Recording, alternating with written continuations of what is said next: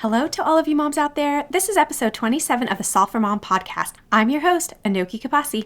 Moms, if you're feeling like work-life balance feels so impossible, this episode is for you. I'm going to expose the real reasons why we're failing at work-life balance. You'll have to listen to the episode to find out why and what to do about it. But I will say this, it's not that we're not working hard enough. It has more to do with us looking in the wrong places, which prevents you from creating a plan that actually makes sense for you. Are you intrigued? Then keep on listening because I think so many of you are going to have this major aha moment with this episode. All right, let's break it all down. Welcome to the Solve for Mom podcast. Do you love spending family time together every day but realize that your own interests have fallen to the wayside? Do you have a long list of things you wish to learn but you're so tired from trying to balance it all on your own and frustrated from not planning ahead to make it happen? Have you been mom for so long that you've lost track of who you are as an individual? Hi, I'm Anoki. I'm a PhD biomedical researcher, homeschooling mom, and life coach. I too poured myself into being a mom and thought I had to stop doing the things that I love to do. I was struggling to make time for myself, had lost my sense of direction, and kept second-guessing myself.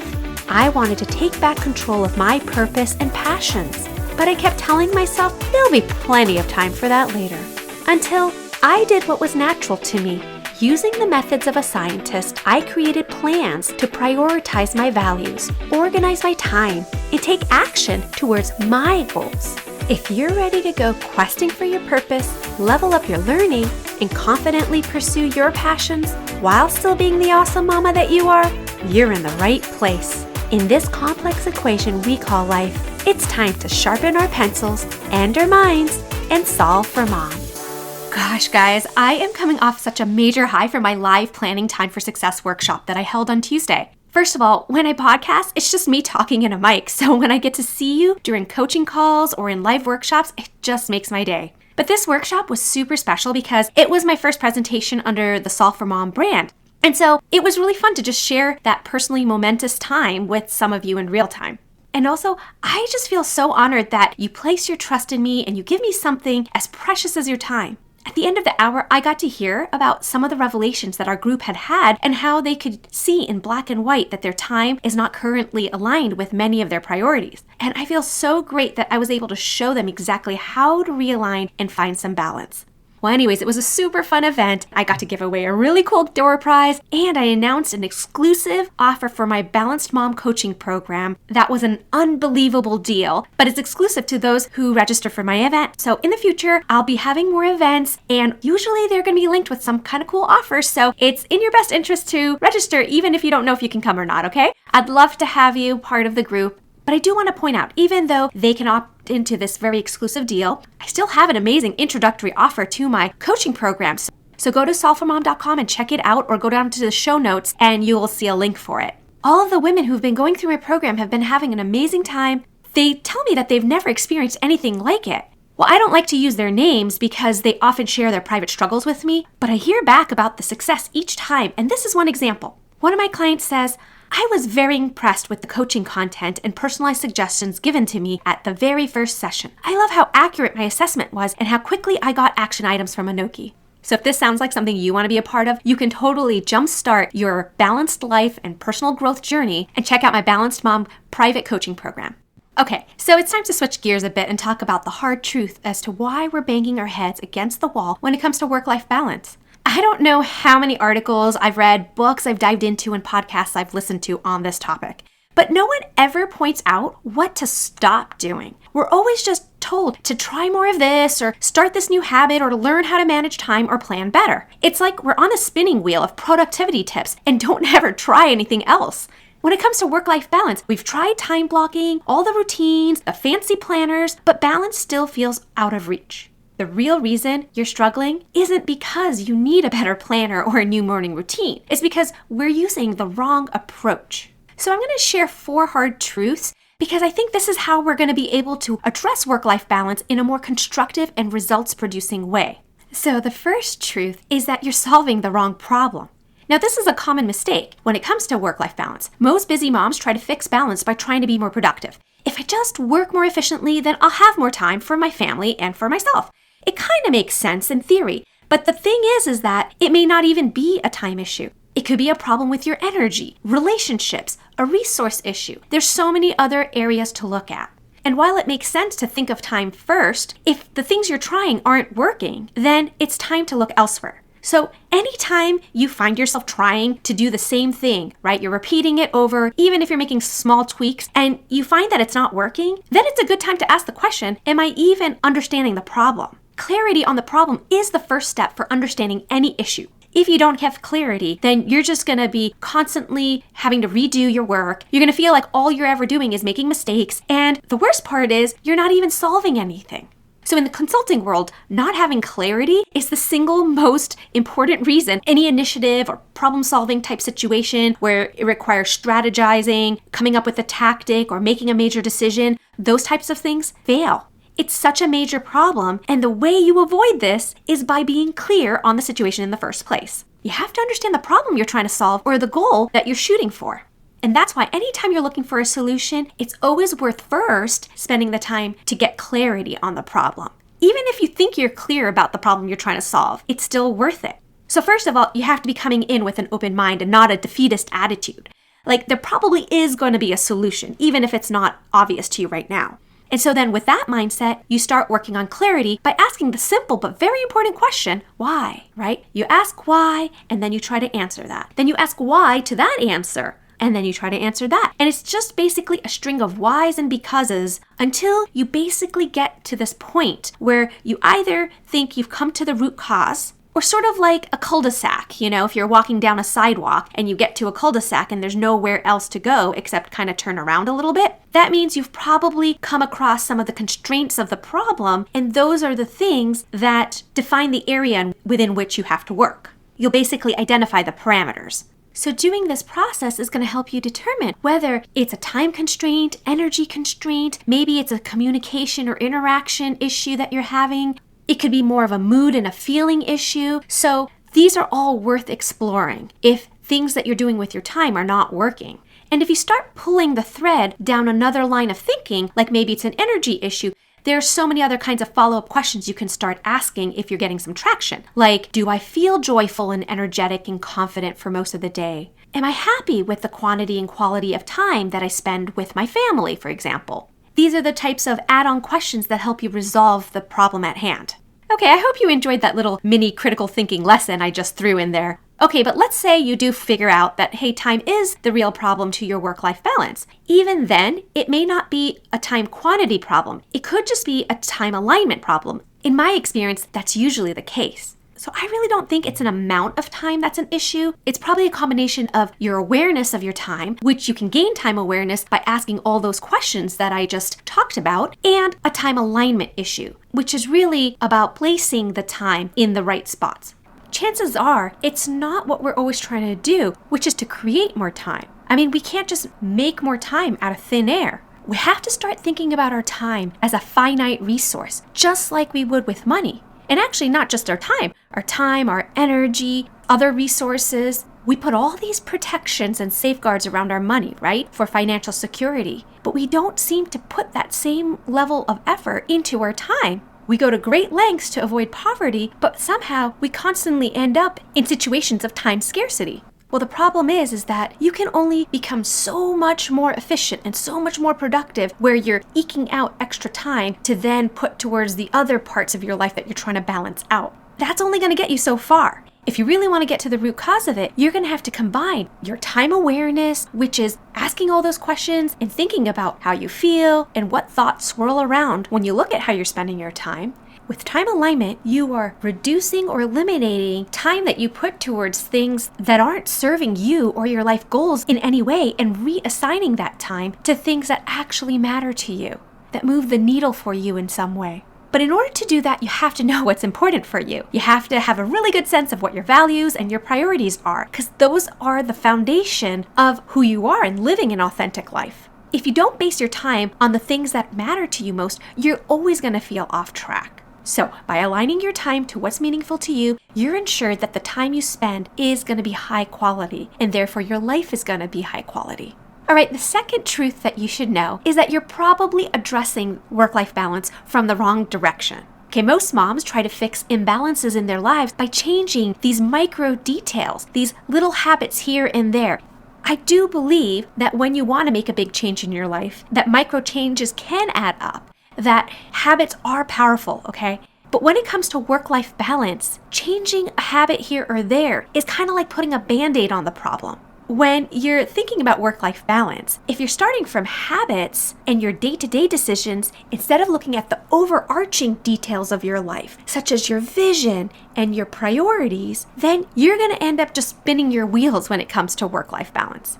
In our lives, balance isn't built from the bottom where your daily decisions lie. Now, those are important and those will factor into balance. But first, it starts from the top where your overarching vision, purpose, and passions are. These are what determine your goals and your daily decisions, like how you're going to spend your time, not the other way around. So instead of going from the bottom or the micro and moving up to the top and expecting this big change on your entire life when it comes to work-life balance, I'm suggesting instead working from the top. Think about what drives you as a person. Where do you want to go in life? What matters to you? And then letting that influence your goals and letting your goals influence your daily habits, your decisions, your behaviors, and what you're going to say yes and no to, especially when it comes to your time. You create the balance that you want, and then you enforce it with your daily decisions and habits. The third truth is sad, but so true. Many of us don't even have a clear definition of what success is to us. What is it that you're expecting with balance? Do you actually want freedom? Are you craving structure? Do you want flexibility in your schedule? What is your goal? The more specific you can get with examples and getting in real detail will really help you. Journaling is a great tool to start building that clarity on your success goals. So if you're trying to optimize your life for a certain outcome, then you'd better darn well know what that outcome is. What's going to make you feel successful? Once you know that, then you can start arranging your time, your energy, your behavior, your decisions to meet the definition of that success. So again, top to bottom, macro to micro, not the other way around. Okay, guys, we're on a roll. Truth number 4, this is the last one I'm going to drop on you today. That is, you might be following somebody else's plan of success. I know this one seems kind of obvious and silly, but we fall into this trap all the time, only because we often have open minds, open hearts, open ears, and we're constantly trying to learn from other people. But sometimes in the process, instead of just taking the framework of what they're trying to explain to us, we end up adopting their exact blueprint, which leads us to their success, not our success. You really want to make sure that you have a clear definition of what success is, but then also that that definition is your idea of success, not one that's imposed on you, not by society, not by your friends, even your best friend, not even your parents. Look, these are all people you look up to, and you can certainly admire them and draw inspiration from them. But at the end of the day, you have to figure out what's going to fill your cup. Because if you don't follow that, and you follow somebody else's version of success, when you finally reach that goal, it's not going to be fulfilling to you. It could even be a great goal, something that most people would be happy to aspire to. But if it's not what's meaningful to you, then don't be surprised when you reach that goal, you're not going to feel fulfilled. And that's not to say that you shouldn't do something if it feels too hard or too uncomfortable. That's not at all what I'm saying. I'm saying to just make sure that you're clear on how your goals are serving your life. So again, your vision, values, purpose, passions, all of these things offer critical clues to your plan for success. Okay, now I'm not going to leave you hanging, right? I promise not only to expose the reasons why we're struggling to find balance in our lives, but I also promise to share the solution. So what is the secret to starting at the top and aligning your time? Well, the best way is life planning. With a life plan, you have a values-based roadmap that guides your time, your energy, your decisions. Your life plan is a GPS for your life. It is a plan that is thoughtfully crafted for your life, and it includes your values, your vision, your mission, your priorities, and all the things like that we just discussed are super important when you're trying to create this work-life balance. So one of the first things with life planning is you want to identify your core values. So think of your values as a personal compass. What truly matters to you? It could be faith or freedom, family, creativity, impact, things like that, right? And a really easy way to get started is to just start listing things that you think are important. And after you see a bunch on a page, just circle like 3 to 5. For now, just work off of that. Eventually, as you start thinking about this more, you might refine that list a little more, or you might want to circle other ones instead. Now, your values form the foundation of your life plan. They span all parts from the top all the way to the bottom. So your vision is rooted in your values, but so are your daily decisions. And so remember, we want to start at the top, and at the top of your life plan is your vision.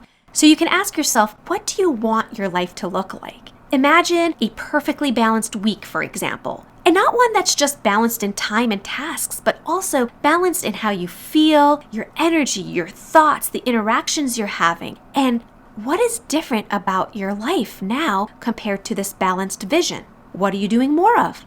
What are you doing less of? Another important component of life planning are your priorities.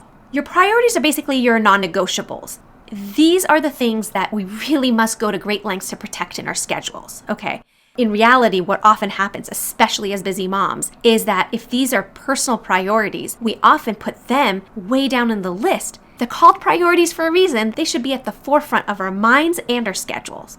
To get started with this, all you have to do is list things that you consider must-haves. Your priorities are one of the main things that you're going to align your time to.